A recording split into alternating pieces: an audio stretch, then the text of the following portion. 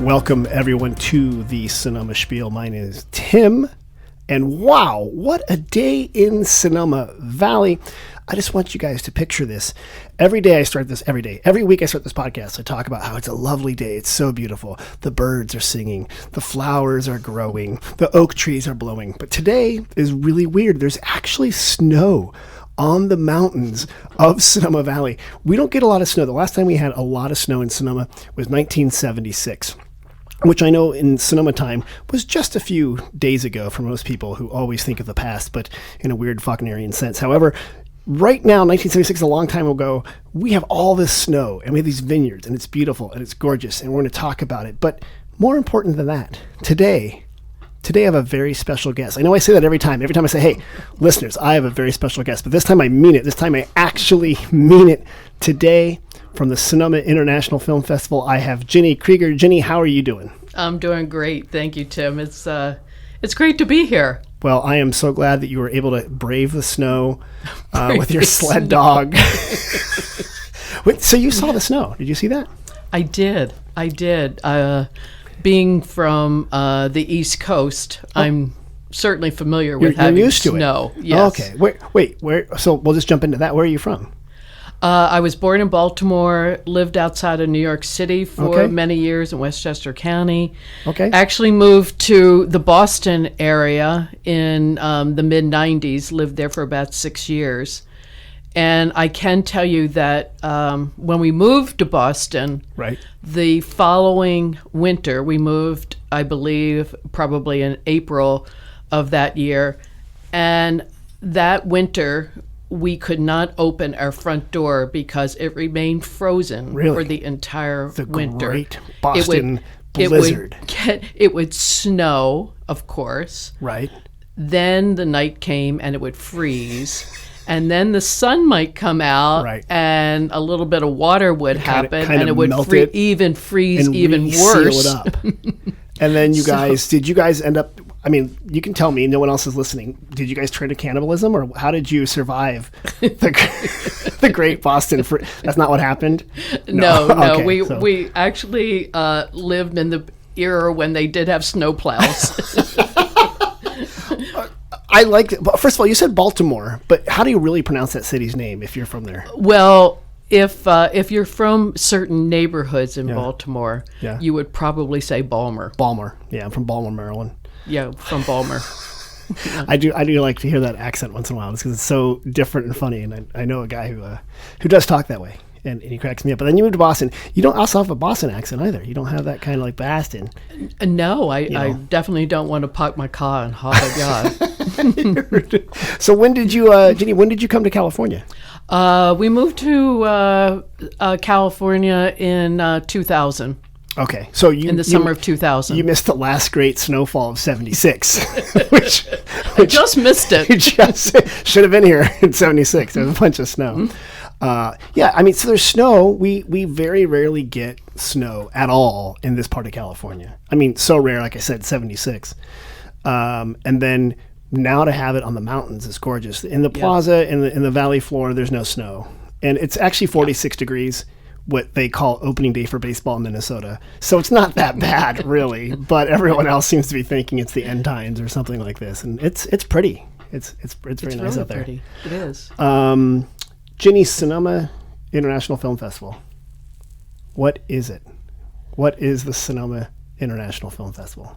It is a festival that has actually been going on for 26 years. This will be our 26th year. Okay. And it definitely focuses on independent films that we can show as a festival during 5 days. So it's a 5-day long film festival in Sonoma Valley? Absolutely. 26 years. 26 years. So also that was after 1976. But after the snow. I think you're one of the longest running film festivals in the North Bay and possibly the Bay Area. I'm not sure. I mean, at least up there. Mill Valley, I believe they've been around for about 40 years. Mill Valley, down there in Marin. So we've been here 26 years. What kind of films do you show, and like why does it exist? What's going on? Yeah, well, There's so much talent out there, not unlike art or writers or novelists or whatever, right?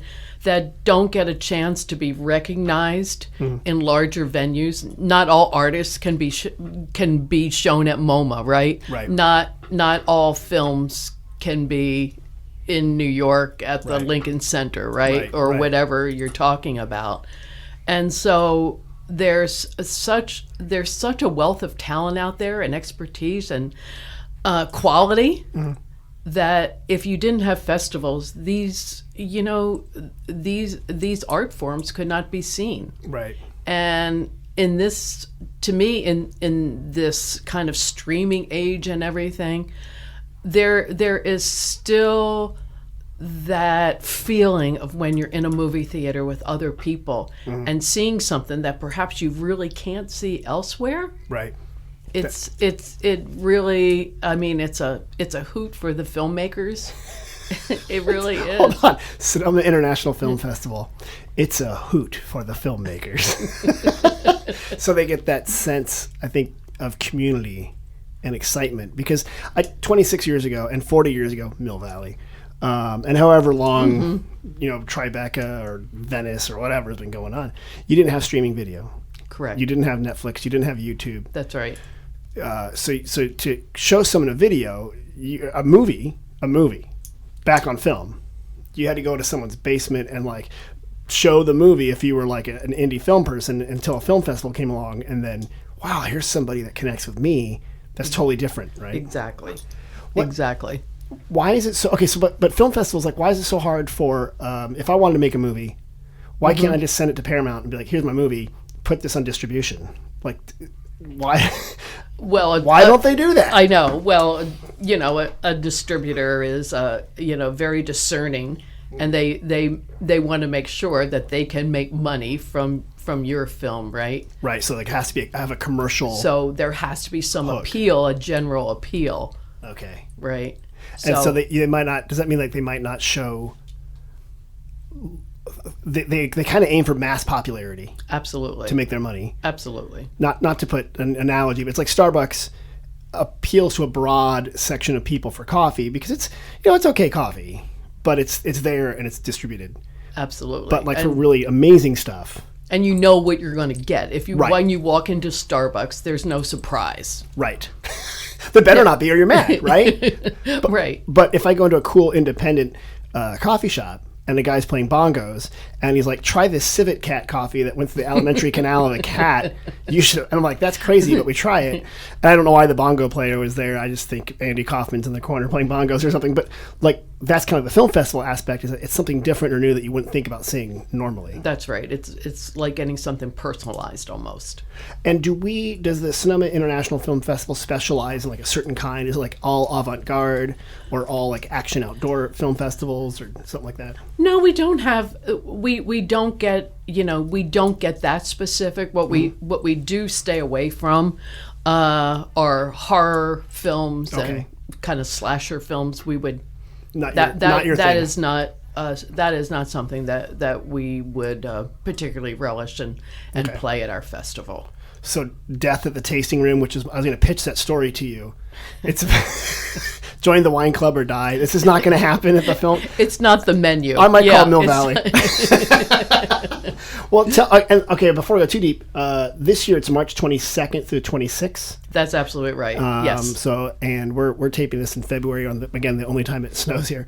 So we're about a month and a bit out. You're remarkably calm and composed. You have nothing to do, right? You're not worried. You're just ready to go. I am. I've actually gotten my sleep time up to about an hour and a half. Oh, wonderful! Yeah. Good job. Yeah. That's almost as long as a feature-length movie. Mm-hmm. Almost. So well, I appreciate you taking the time. Let me ask you, Ginny, how did you get involved in the film festival, and why are you doing film festivals? What's going on? I got involved when we moved here. Didn't know anybody, and ran into some people at a neighborhood thing and said, there is a film festival going on. And I thought, that might be a really good way to meet people. Okay. And I started volunteering and worked on an event. What year was this roughly? That was in 2002, I believe. Okay. And from there, I joined the board. Oh, sucker. Yeah. Showed up too many times. Yep. And then you're out of the room. Hand. You're out of the room one day. You're on the board. Okay. Yeah. It's like if you miss a board meeting, exactly. You're the secretary now. Right. Now you're in charge of a committee. That's right. So that's how it started. And okay. We actually had a little break from Sonoma, had to go back east for about a year, and then when I came back, started working and helping doing administrative things and and from there you were just good grew. at that, so and it just grew from there. Might as well give her more responsibility because now you're the director. Like you run the show. More, well, maybe less more than more. No, you're sleeping on it because this is the first year or the second year. Or is this your first year? I just started taking over in that role in August when Kevin McNeely, who had stepped in and really took us to another level, and he had other things that he needed to focus on. Okay. And then he has just, he's pulled back some from day to day. Right. But he's still very much involved in the background. Did Kevin found the film festival, or was it existing before Kevin got involved? Actually, it was existing right before Kevin got involved. Before I moved here, it was a woman by the name of Carolyn Stolman and Jerry Seltzer. Okay. And they started this film festival in Sonoma. Okay. Yeah, I can tell you that when we first moved here, we were just walking around Sonoma, right? And there was something that we noticed going on at the Sebastiani Theater, and it was the film festival. Oh, you didn't even know what was going on. You're just like, why are all those people at the Sebastiani? Exactly. Okay. Exactly. And that was the only venue. Board of directors were kind of just on the stage and saying, here's the festival, and it was 2 or 3 films, I guess. I don't know. And you're like, roll it. And the Sebastiani, people who don't know, is a historic theater in downtown Sonoma. It's right there on 1st Street East. It's gorgeous. It's a classic. I probably built in the 30s, or I wish I knew the time, and I'm sure I'll be corrected on this. But it's a single screen theater. Cool lobby. They really do a good job of decorating it, and it's a big community center for everything from films to children performances to dance to concerts. So I love it. It's still part of the film festival, correct? Absolutely. It's even though we also show films at in the auditorium of the Veterans Memorial Building here, which holds more people actually than the Sebastiani, but there's still that allure of that old classic Art Deco theater, even if it's not the most comfortable seats you've ever sat in. The seats have also not been changed since 1930. No, it's a theater where you kind of expect an organist in the corner to be playing, and then Lon Chaney come out as a werewolf or something like that. It's really neat. Let me ask you about that. So you're the festival end of March. You're not just at the Sebastiani. You mentioned that you're at much more theaters. That's right. Where can people see some of these movies in Sonoma Valley? Well, if you come, during the 22nd to the 26th of March this year, beside the Sebastiani, we also have films there's a community center here. Which, if you're not in Sonoma, a Scream was filmed at the community center. It was the high school. It's a very scary high school because the principal is circumspect, or is it somebody else? If you remember Scream, that movie. But okay, so you're filming. You're showing at the Andrews Theater there. Absolutely, at Andrews, which is really a really nice venue. The sound is great there. And comfortable now. They've done a lot of upgrades, and so it's really a nice venue to see a film. Great sound and everything. We also screen films at the Veterans Memorial Building. Okay. Which has stadium seating as well as floor seating, and it probably holds about 360 people there. Okay. And this year, for the first time, we're going to be at a multiplex cinema in Sonoma, if you're not from Sonoma. And we will be at 4 different auditorium screening venues over at Prime Cinemas, which is kind of outside of town. About a mile and a half away from the plaza. Yes. At Prime Cinemas, near a great little beer hall and also Mexican restaurant over there. Absolutely. But that's cool. All right, so that's the first time you guys expanded to a multiplex theater. That's right. And outside the city limits, basically. So one of the reasons that we focused on going over there and kind of transition from using some of the venues that we were retrofitting, to do our festival. Right, you're kind of creating theaters in the past. Yes, right? Yeah. Exactly. And we have a artistic director, Carl Spence, who is very experienced in film and programming and everything. His thought was, for quality of films, we need to find places where we can show films that are DCP. If you don't know, which means all the films come on a hard drive and are digital. Okay. And so in the past, we've been able to do that, say, at the Sebastiani and Vets, because we have a digital projector that we bought. Okay. But other venues have all been either Blu-ray or, that sort of thing. And so having digital projection is taking our festival up a level. I got you. And the new theater has a digital projection. Right. Of course, cinemas now all do everything digitally. There's not digitally. some guy up there smoking cigarettes, splicing together rolls of film? Is that, maybe my perception? It's not Cinema Paradiso. No, maybe my perception of movies hasn't really caught up with the reality. Ginny, one thing I've noticed is that there always seems to be a focus on food and wine. Absolutely. In your festival. Is that going to be continued this year? And if so, how? It is.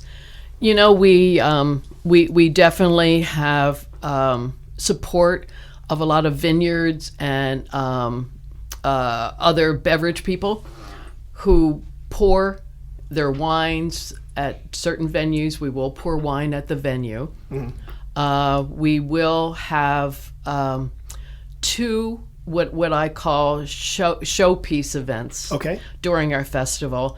And one is an outgrowth from the Devour Film Festival in Nova Scotia. Oh. And the principals there developed something called Chefs in Shorts. Okay. Hold on. There's a film festival in Nova Scotia, Canada. Yes. Called Devour. Yes. Okay. And from that, a thing called Chefs and Shorts. Not Chefs in Shorts. No, not Chefs in Shorts. They're not wearing cargo shorts or jorts. No, they are Chefs in Shorts. Okay, so tell me about this concept. So this concept developed by Michael Howell and Leah Rinaldi. They curate short films. They find significant short films that have some sort of food-related element to them, right? Okay. And they handpick some chefs, or we ask chefs to be a guest chef, right? Okay. They see the film. There's something in that film perhaps that will inspire them to do a course. So the course doesn't have to come from the film itself. Correct. It could be thematic. Exactly. It might be, a film about harvesting oysters, or it could be a film about... Oh, like in Korea, there was that film about those women that would go diving were they oyster divers? Yeah, on Seju or something. Yeah. So that then they'll do like an oyster dish. Like that. Or, you look at the mustard here or whatever, right? It doesn't even have to be that specific. Right. Okay. But there could be something in there that really inspires or maybe the chef. Like nostalgia, and they cook something their grandmother would cook or something like that. Exactly. Who do we have this year that's doing that? This year we have, Michael Howell from Devour. He is a chef, and he does travel the world doing this. Okay. He's off to Cape Town as we speak right now. Oh, wow. Okay. Yeah. And so he will be one of the chefs. Maybe I'll leave kind of the most well-known to last. Oh, okay. We have... This is like your Academy Award. Best picture at the end. We have Emily Lim. Okay. We have Ruby Oliveros. Okay. She's at a local winery here. She's a chef at Ramsgate. Oh, great. Good winery. Absolutely. Okay, good. Absolutely. We have Ensign Wong. He is the chef at Cogier, which is a living facility. Oh, yeah, the senior here. living facility here. He is, French trained, and he is Really one heck of a chef. Okay, and that's a good spot. They I know Cogier. I talked to them a few times. A lot of people that live there will come to the plaza and come to the visitor center, and they have two very nice facilities here in town. So I didn't know that they had the chef is going to be a part of the film festival. That's great. He was part of this last year, and I can tell you that his cuisine and his cooking style will just it's just fabulous. And so they're actually cooking food as part of the shorts. Absolutely. Have they already seen the movies then? They've already seen the short. Okay, yes. So you don't surprise them. It's not like Iron Chef like here's this really sad, depressing movie. Good luck. And he's like, so much for my birthday cake, surprise. Okay, so you have the chefs. So they were the chefs, and then, if you will, headliner, opening premiere act. Okay, is Martin Yan. Oh yeah, so Yan can cook. And I think that show, I know for sure that show is huge here in California. Mm-hmm. Martin Yan would have a cooking show on KQED, public television. It might have been in other stations, but he's a famous author for like all sorts of I think he has dishes, but tens of whatever, right, of cookbooks or right. 20s. So he'll be. Do we know what they're cooking, or they find out? You have to buy a ticket to show up. You have to buy a ticket to find out. Come on. Yeah. Look at that. Yeah. And then so that event is called Chefs and Shorts, and I think this one's going to be at the Hannah Center. It will be at the Hannah Center. Okay, so that's exactly. just about 2 miles away from town here. And that is on, let me look here. That is on Thursday evening. The 23rd, okay. The 23rd, yes. So I do love that because other film festivals, maybe if there's a film festival in Boston, let's say, and it's all about chowder and hockey and getting in fights or whatever they do in Boston. But here, our film festival is about food and wine is a huge aspect of it. Yes. So Chefs and Shorts. Chefs and Shorts. Okay, that's a good one. And that's, can people buy tickets just to that event? Or Absolutely. Okay, so you can get different a la carte. You don't have to have a special pass or anything. The general public is definitely invited to buy off tickets to that if that's the only thing that perhaps their timing or whatever allows them to do. They can certainly do that. I see another food thing here. It says Wine Country Cooking, or what does that say on Saturday?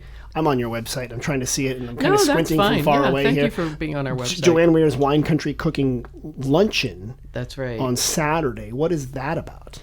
Well, Joanne Weir is, at least in these parts, I mean, she's... she has quite a presence here, and she travels a lot. Mm-hmm. Her focus for her cuisine is mostly Mediterranean, and she does do travel where you can go and actually travel with her and cook with her and shop with her and things like that. She loves Morocco and Spain and Greece, and she loves that whole area. She is also a PBS person. Okay. And she is also looking to develop some sort of show that focuses on Sonoma. Oh, really? Yeah. Nothing is, there's nothing definite about it, but she is like definitely exploring that show that will focus a little bit more on maybe the food of Sonoma, or maybe special people who cook here, or kids who are learning to cook. Oh. It could, she's, again, this is all kind of development. Kind of speculation. Yeah. Do you think she should cover the best podcasts in Sonoma? Do you think she would, could I interest her in that? I'm not speaking for her, but See, I love how you're so reserved. You're like, wait a minute, I didn't actually say that. I didn't say Nobody that. heard We that. were talking about politics before, so. Let me ask you, I also see, speaking of food, I see one called the Viva España party. Mm-hmm. Viva España. Viva España. Viva España. Brought to you by Gloria Ferrer, which is a winery here that also has a Spanish connection to Catalonia. Absolutely. And then Tourism Spain. Will there be like a Spanish food connection there?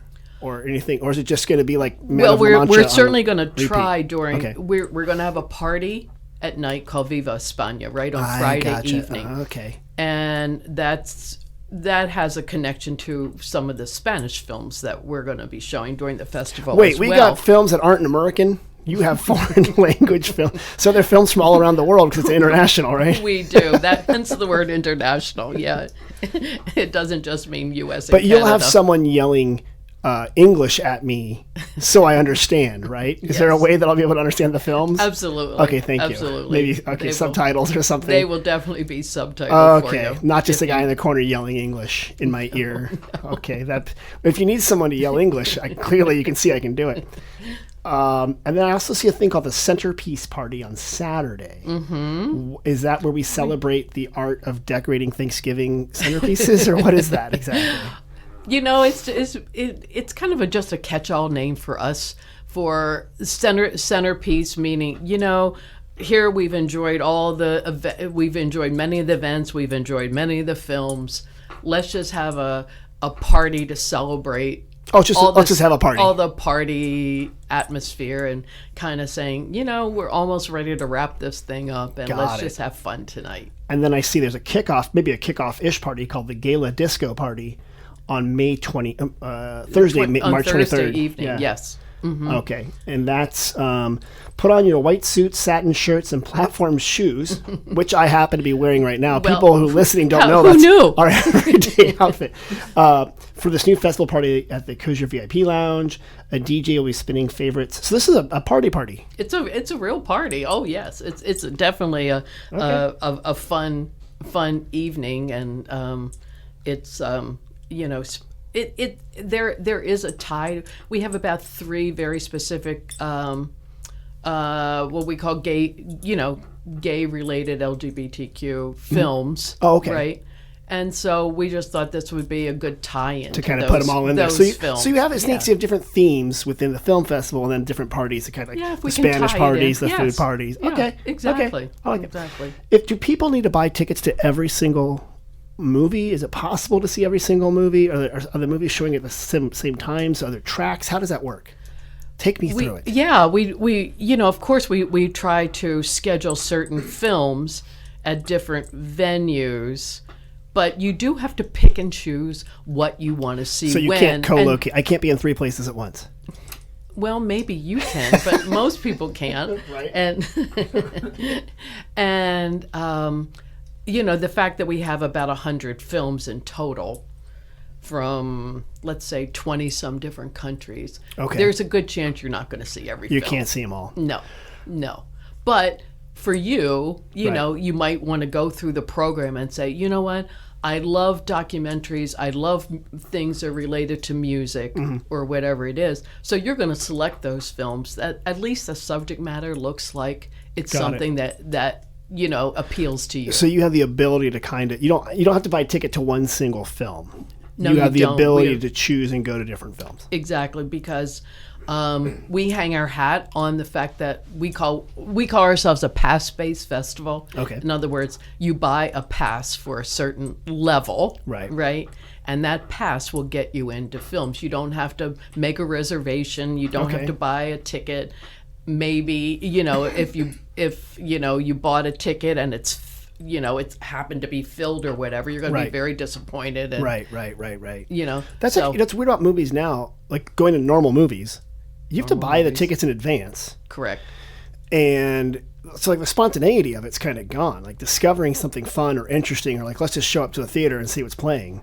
You've kind of lost that spontaneity, but maybe at a festival you still have the chance to be like, hey, this is showing at 6 o'clock. I never would have seen it. Exactly. Let's roll in there and see what's there. Exactly. The other, it's kind of, to me, a real advantage of having a pass is, let's say you go to this film, you sit down and you go, this isn't what I wanted to see. This isn't, this isn't what I thought it was at all. Yeah, so you should go home and complain loudly on Yelp, right? What's the right answer? I'm not going to kick and scream and say, get my money back. Oh, dang. But guess what you can do? You can go and wait for the next film to come up, or you can run around the corner and see something else. See a different film someplace else. Yeah. Can I still be grumpy about it, though? A little bit? No. Okay. Not allowed. No, that's why we're film, food, wine, and fun. That's right. Everyone's happy. Here, have another canapé. If you're complaining, put this in your mouth. Yeah. Here, have a glass of wine. Here, have a cocktail. Was your background in film at all? Or when you were working back east or something like that? Or? No, my background was definitely not in film. Okay. Always. So you were in the loved CIA, arts, weren't you? You're not going to admit it. You were in the CIA. Is that what we're saying right now? I got you. I knew it. I'm not admitting it. I knew it. That's how it is. I got you. All right, we're at this point now. Where, by the way, if people want more information about the film festival, sonomafilmfest.org. Correct. Buy your tickets now. Buy them all. But except for Martin Yan, just let me go to that. Everyone else, go to that. Ginny, we're going to keep talking, but first we have to do an important part of the podcast. You have to help me answer questions.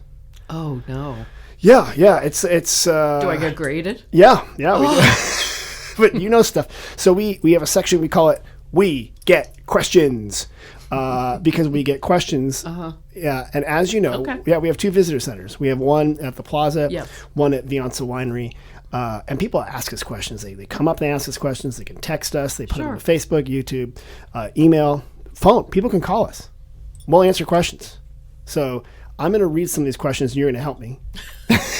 So you didn't know that, did you? No, I didn't. Yeah, I know. That's my here. So for We Get Questions, here we go. Okay. You ready? You ready? Okay. Excuse me. What are some of the historic buildings we can visit in and around Sonoma Valley? So what are some of the historic buildings that we can visit in and around Sonoma Valley? And I can either put you on the spot or I can say a couple, but I'm sure you know at least one that people can go visit. Obviously the barracks and the There you go. Right. is certainly historic. Since our town was built around fighting, around revolution. True, around that. So we do have, you're right, the Sonoma Barracks are in the northern part of the Sonoma Plaza. Yes. That's where, believe it or not, it was Mexican troops. It was going to be Spanish troops, but Mexican troops, because of independence from Spain at that time, were stationed there. And the troops were there to keep the Russians away, because the Russians were up there at Fort Ross on the Sonoma coast, and there was a worry that we would trade, pelts for pelts or something. So the Mexicans had to trade with Mexico City, or during New Spain with Spain, and the Russians had to trade with Russia, even though you could walk there in a day and a half. Rather, you had to put on a ship for like 5 months. Okay, so the barracks, that's a good one, and that's a neat spot there, and they do have a movie there about history. And they have the Toscano Hotel there, they do. which was a lot of Italian immigrants worked here and stayed at the Toscano Hotel. They have what was General Mariano Vallejo's old house, and because they spoke Spanish, they cleverly called it the Casa Grande. Ah, yeah, look at that, and that's there. And his actual house, so the Casa Grande burnt and it's gone, but his old house, I guess he ordered from back east and they shipped it over, is about a quarter or about a half a mile away from the plaza. And you can see his actual beautiful old Victorian style house over there. Are there other historical buildings in and around Sonoma? In and around Sonoma. Well, Buena Vista Winery is pretty old, isn't it? That's a great one, yeah. It's one of the first commercial winery in the United States. A man named the Count Harastasy, a Hungarian. Yes. Whether he was a count is unknown. Whether he was truly Hungarian, unknown. Right. What is known is he smuggled vine cuttings out of France and brought them here and planted a vineyard. Yeah. And his first vineyard, actually, he tried it in Wisconsin, is where he originally settled. Is that right? Yeah, so that he went there, wow. Didn't work out, came here, and Buena Vista Winery, beautiful brick building. You can see the caves. Chinese laborers dug it out, and you still kind of see the pickaxes that helped dig these caves. Because back then, before refrigeration, you kept the wine in a cave, and it still is a good way to keep wine at a temperature. That is a good history one. Good. See, you know the history stuff. You should do a history film festival. I'm done. Well, I should say that we do have in the Plaza Visitor Center a map of all the historic buildings that are around, include the Mission itself, the Blue Wing Inn, which is an old inn that was there. You can see Salvador Vallejo's house is currently Sunflower Cafe. It's an adobe. There actually are a lot of historic buildings in and around Sonoma. A man from the Sonoma Valley Historical Buildings, I just mangled the name of the group, but he contends that the most history in California is on Spain Street and First Street in Sonoma. Yeah, take that, Monterey. So supposedly we're all here. So okay, I like that. So some historic buildings. They're around Sonoma Valley. Also Jack London Lodge. Jack London's house is up there at Jack London State Park. But if you're from Europe, our history is not as old as yours. If you're from China, Japan, we're not as old as that. But we have our own little history. And we're proud of it. Yeah. By gum. Thank you. Or back east. If you're from far away, back east. You Easterners. Okay. You ready for this one? Uh-oh. Okay. Okay, ready. We are visiting from French Canada. Canada. Are there any French Canadians in the wine business in Sonoma? Wow. Yeah.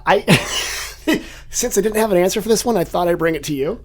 Are there any Québécois out here? Well, are doing wine? this is because I was great friends with John and Deborah Emery. Okay. They are John passed last year. Okay. Deborah's still very much with us. Uh-huh. And John was French Canadian. Oh, he was. And they had Emery Vineyards. Okay. See, thank you. Great. You help. So- Do you want to work at the visitor center in your free time? I know you're just drowning in free time. You say free time. All right, that's good. That's actually a really good one. Thank you. All right. Any others? The vineyard has, been was sold, and there's no longer a working Okay, but there's a connection. vineyard. Emery- But there the was Emery a Vineyard connection. There definitely was owned by a a connection. Québécois, a French Canadian person Absolutely. who was there. Okay. My image of French Canadians are either people from Quebec or Montreal or that area, or like they're lumberjacks and they have maple syrup and like a lumberjack hat. I don't think it's accurate and possibly offensive. But possibly. But I've never been to any real parts of French Canada. So have you been up there? I've been to Quebec. I've been to Montreal. Okay. Many years ago. It's Okay. kind of It's just a distant memory. Just a memory back then. Yeah. Okay. Did you see a lot of lumberjacks walking around, or maybe? I did not. I'm just Okay. a city girl. Then I think my perception of Canada might be misconstrued by old movies and things like that. Maybe I should go see Maybe it. so. Here's one about wineries. We get lots of questions about wineries and how sure. wineries work. And wineries can be intimidating for people, so we try to do it. But do many wineries offer the option of buying by the glass or buying a bottle instead of a tasting? Like, do I have to do a full tasting, or can I just get a glass or a bottle? Gee, the wineries that I've been to are, everyone I've ever been to, they do a tasting with a glass, and you certainly can buy a bottle. I mean, it's your choice. The last time We're not gonna turn I your was money there, yeah. Please take my money. Please. So, yeah. But you do have to pay to play these days. True. Yeah, most tastings, 99.99%, do have a tasting fee associated with it. Yes. Some of that was because they were getting the bachelorette parties rolling up, slamming the old white zin and getting a little bit of woohoo. So they decided to get rid of that. But also, Exactly. it helps. Now they do like seated tastings, and you can make a reservation. Oftentimes, you can ask for a reservation right that moment because they're open, but allows them to give a little more attention to you. And rather than just pouring stuff in a glass, they're talking to you, giving you the history. You're finding out about French Canadians, all that sort of stuff. Most wineries will sell you a bottle. Yes. Most wineries will sell you a bottle. Many wineries offer wine by the glass. And you don't have to. Let's say you're doing a tasting and you're not a big fan of Chardonnay. You don't have to drink Chardonnay. You can say, I would just like Pinot Noir. Absolutely. And a lot of them will just offer a glass of wine to chill. In the plaza, you can drink wine in the plaza. It's one of the few public parks in California where you can drink wine or any alcohol, provided you behave. You've got to behave. But yeah, buy a bottle and go have a picnic somewhere. Or go chill. And just be smart about what you're doing. Not a worry. Not a worry.